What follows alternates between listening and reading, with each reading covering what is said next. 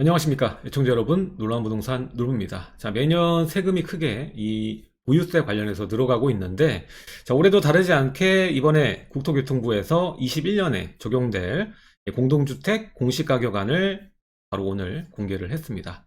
자, 이 공개안을 보니까 굉장히 많이 올랐습니다. 여러분들이 좀 깜짝 놀라실 준비를 하시고 오늘 영상을 시청을 해주시면 되겠는데요. 자, 이게 주는 의미는 두 가지 정도가 있습니다. 그것도 제가 영상 말미에 함께 이야기를 나누도록 하겠습니다. 자, 공동주택이죠. 공동주택 공시가에 이 미친 폭등, 지금부터 시작하도록 하겠습니다. 시청하시기 전에 좋아요와 구독하기, 그리고 멤버십 가입 해주시면 놀라운 부동산 강의까지 시청이 가능하십니다. 지금 시작하겠습니다.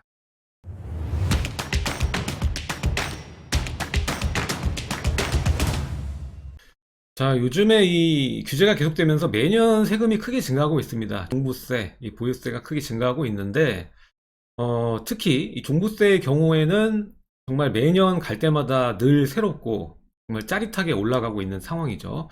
자, 그 와중에, 이번에 전국의 공동주택 공시가를 보니까 이 전국 평균적으로 봤을 때 19%라는 엄청난 이 상승률을 보이고 있습니다.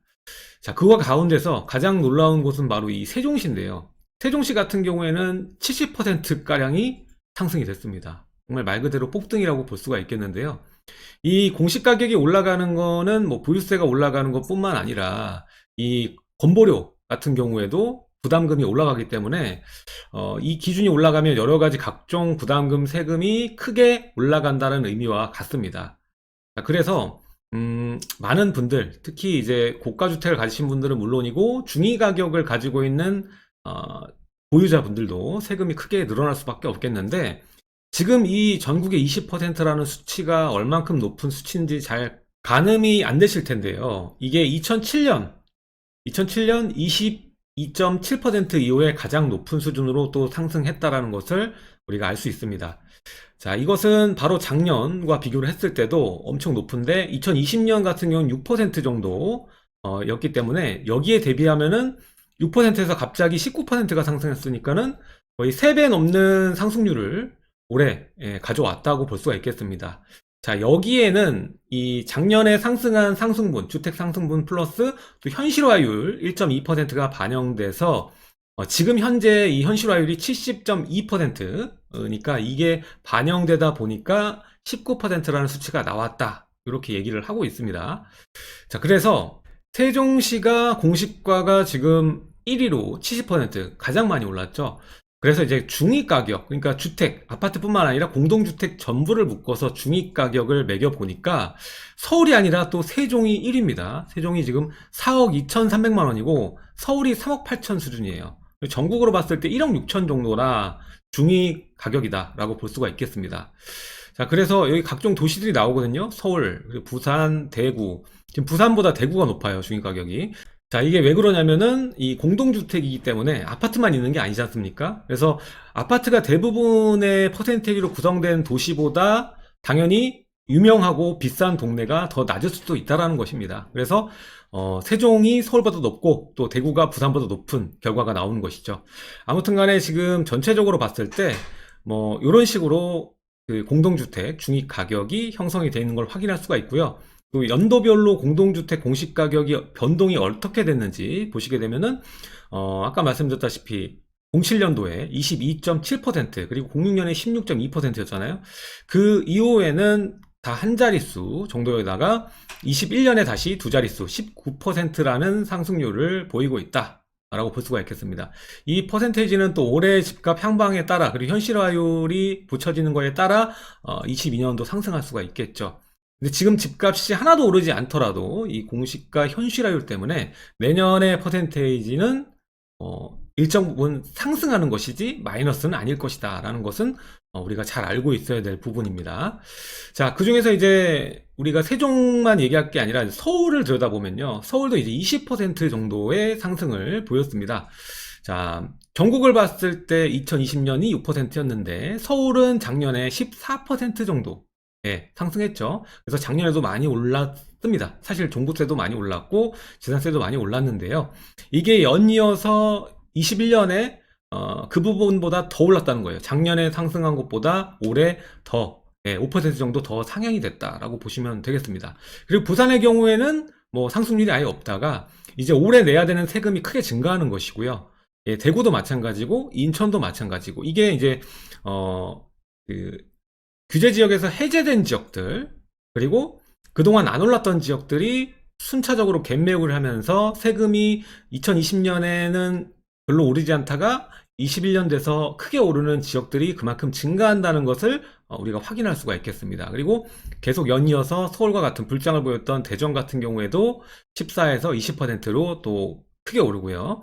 또 울산 같은 경우에는 마이너스에서 바로 이 18%라는 엄청난 세금의 상승. 그리고 세종 같은 경우에도 이제 그 5%, 작년에 5% 정도였는데 이번에 70%가 상승을 한 것이죠. 그래서 공시가격이 이만큼 올라갔다는 것은 세금을 그만큼 많이 내게 되었다라는 것입니다.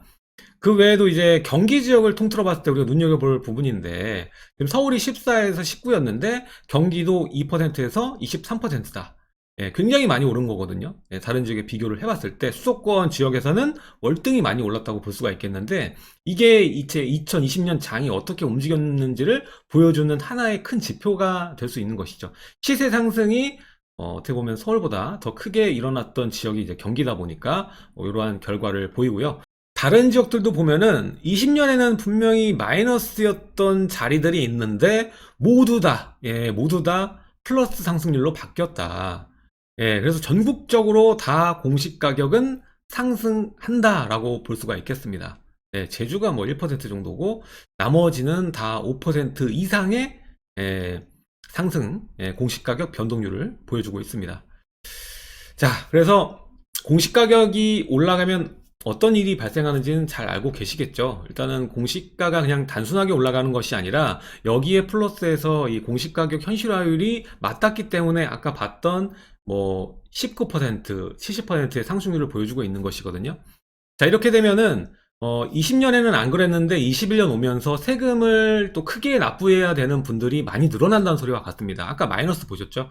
마이너스 있는 지역이 꽤 됐는데 이제는 플러스고 5% 이하가 없다라는 것은 이제는 종부세 납부를 하는 대상도 이제 크게 늘어날 전망인 것이고요.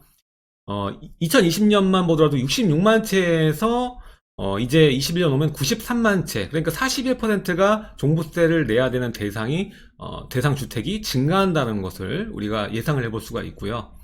자, 그리고 여기에 따라서 이 공시가격이 올라감에 따라서 재산세 그리고 지역건강보험료 등의 이 각종 세금이 크게 증가할 수밖에 없겠죠. 네, 그래서 여기에는 제가 이 보도자료 원문을 아예 이 국토부 자료를 카페에다가 업로드를 해 놓겠습니다. 천천히 한번 읽어보시면 좋을 것 같고요. 이 부분만 한번 같이 볼게요. 지금 공동주택의 92%는 공시가격 6억 원 이하다. 그래서 1주택 재산세 특례 대상이다. 6억 이하는.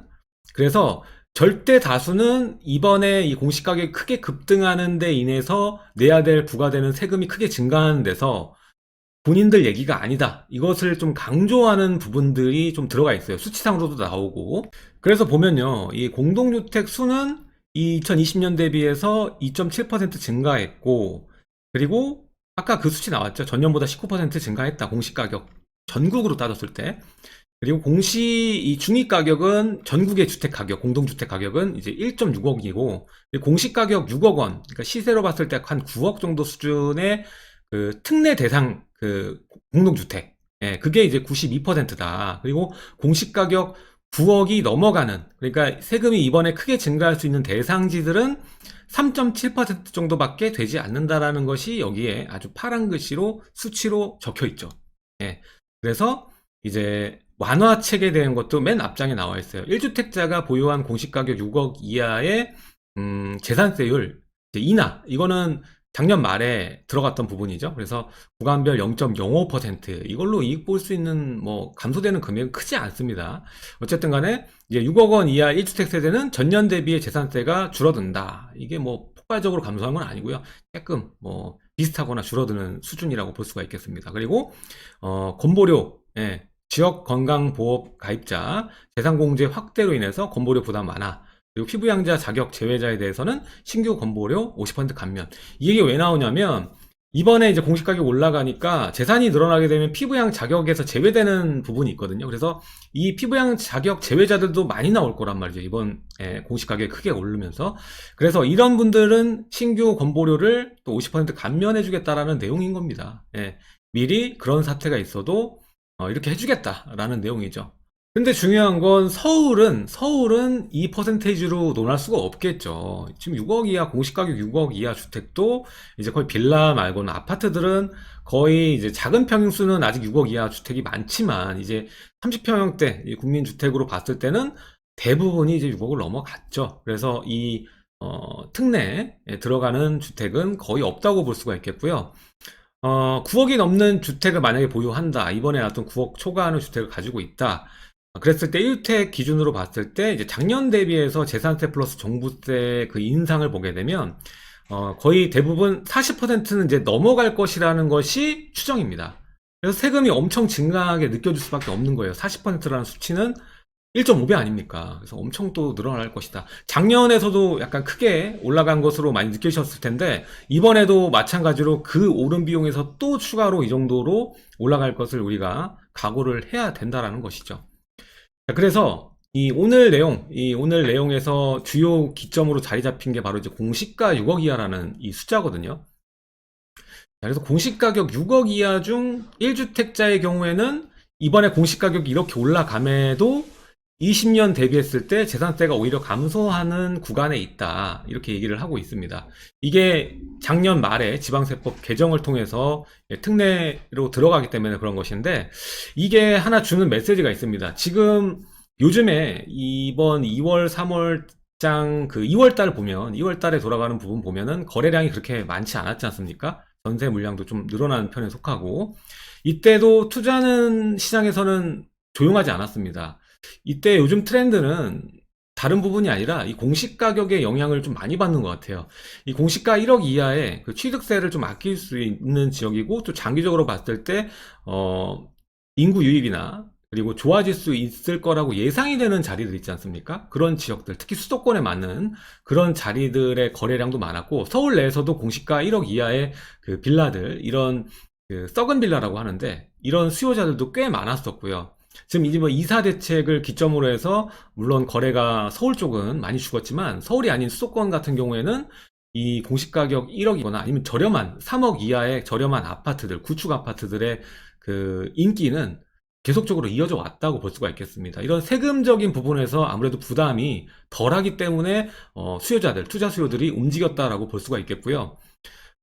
그래서 앞으로도 이번에 공시가격가 20% 정도 올라가고 내년에도 뭐 계속적으로 마이너스가 되진 않을 거 아닙니까? 이런 상황에서 저가주택에 대한 인기는 계속적으로 진행이 될 거라고 보고요. 그리고 제가 이전 영상에서도 말씀을 드렸지만은 일부 도시와 그리고 인천과 부천 같은 경우에는 이제 다시 또 상승이 좀 된 케이스지 이전 연도만 하더라도 그렇게 상승률이 높지 않았거든요. 그래서 지난 3년 정도를 제가 그 지도로 보여드렸지 않습니까? 지금 서울하고 경기가 많이 오른 데 비해서 인천의 경우에는 10 몇 퍼센트 정도밖에 오르지 않았기 때문에 앞으로 이 당장의 올해 상반기와 하반기는 여전히 이제 저가주택에 대한 인기가 지속될 것이고 그 와중에는 이 투자 가치가 높은 것이 이제 재개발이잖아요. 지금은 공시가격이 낮은데 이게 아파트로 변환되면서 공시가격 내지 매매가격 자체가 올라갈 수 있는 그 종목은 유일하게 재개발입니다. 그래서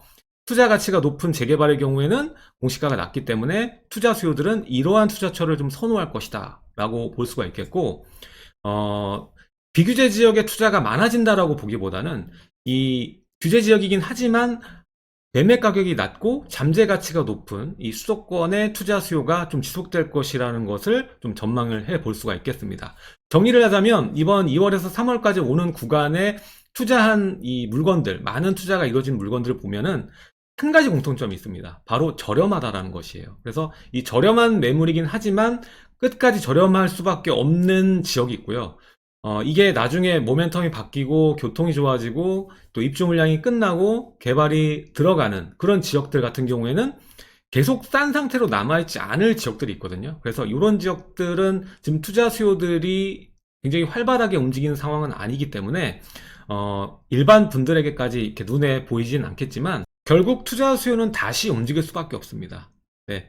근데 이전과 다른 패턴은 이렇게 공시 가격이 올라가고 세금 부담이 증가하고 조금 오르는 것이 아니라 많이 오르는 상황에서 고가의 주택이 계속적인 상승 압력을 받을 것이다. 이렇게 보기보다는 어, 저렴하면서 사람들이 많이 모이고 투자 자본이 쉽게 들어올 수 있는, 그러니까 쉽게라는 단어가 더 맞는 것 같아요. 좋은보다는 쉽게. 이게 지금 투자의 어떻게 보면은 키워드라고 저는 봅니다. 그래서 쉽게 많은 자본이 스며들 수 있는 자리가 어딘가, 그리고 좋아질 수 있는 자리가 어딘가를 파악해서 접근하는 것이 지금 상태에서는 가장 좋은 투자법이다. 절대 이 투자 시장에선 돈이 마르지 않습니다. 예, 돈이 마르지 않기 때문에 이게 주택이 아닐지라도 움직이는 사이클이 있고요. 지금 빌딩 같은 경우에는 없어서 거래를 못할 정도입니다. 그리고 그동안 좀 눌려있던, 코로나 때문에 눌려있던 상가나 뭐 지식산업센터 같은 그런 시장 같은 경우, 뭐 오피스 시장, 뭐 이런 시장 같은 경우에도 지금 오히려 수요자들이 조금씩 들어오는 그런 그 시장 장세를 좀 느낄 수가 있고요. 거기에 따라서 좀 자리가 우수하거나 이런 지역들은 그새 또 이 분양가가 수요가 들어오니까 올라가고 있더라고요. 그래서 이런 것들을 좀 감안하시고 한쪽만 바라보실 게 아니라 이전과 똑같은 투자를 하시는 것보다는 지금 시대에 맞는 투자를 하는 것도 하나의 방법이다. 세금, 만약에 종부세를 내가 많이 내야 되는 대상이라면은 추가로 또 주택에 투자하는 것은 솔직히 맞는 방법은 아니지 않습니까? 그래서 다른 내 돈을 굴릴 수 있는 이 방법을 찾아내고 경험하는 것이 더 좋은 방법이라고 좀 말씀을 드리고 싶고요. 말씀드렸다시피 최근에 이 투자 수요들의 움직임을 보면 싼 매물, 예, 수도권 곳곳까지 좀 자본들이 저렴하다고 하면은 좀 침투해 있는 상황이다. 거기에서는 공시가 1억 이하의 투자처들, 그리고 저렴하면서 저층인 재건축을 멀리 바라본다고 해서 뭐 가격이 저렴한 이 재건축을 노릴 만한 조금이나마 개연성이 있는 그 아파트들, 요런 친구들이 좀 인기가 있었다고 볼 수가 있겠고요. 이전부터 이제 재개발의 인기는 많았는데 기존에는 서울에 많이 몰렸던 재개발 투자 수요가 이제 가격이 엄청 비싸죠. 이제 프리미엄도 다 10억을 중심으로 움직이다 보니까 오히려 이제 수도권의 재개발, 그리고 그동안 오르지 않았던 인천의 재개발에도 불씨가 많이 옮겨붙은, 예, 싼 매물로 옮겨붙은 상황이다. 좀 이렇게 정리를 해 보겠습니다. 자, 오늘 내용은요, 이 공시가격의 급등, 예, 거기고 세금 부담에 대한 내용, 그리고 최근의 투자의 흐름, 예, 그리고 공시가격이 주는 투자처의 투자 수요의 변화, 뭐 이런 것까지 함께 여러분들과 이야기를 나눠봤습니다. 자, 오늘 내용이 좋으셨다면 하단에 좋아요와 구독하기 부탁드리고요. 하단에 멤버십 가입해주시면 또 놀라운 부동산 멤버십 전용 강의도 시청이 가능하십니다. 자, 많은 가입 부탁드리고요. 다음 시간에도 좋은 정보로 여러분들 찾아뵙도록 하겠습니다. 감사합니다.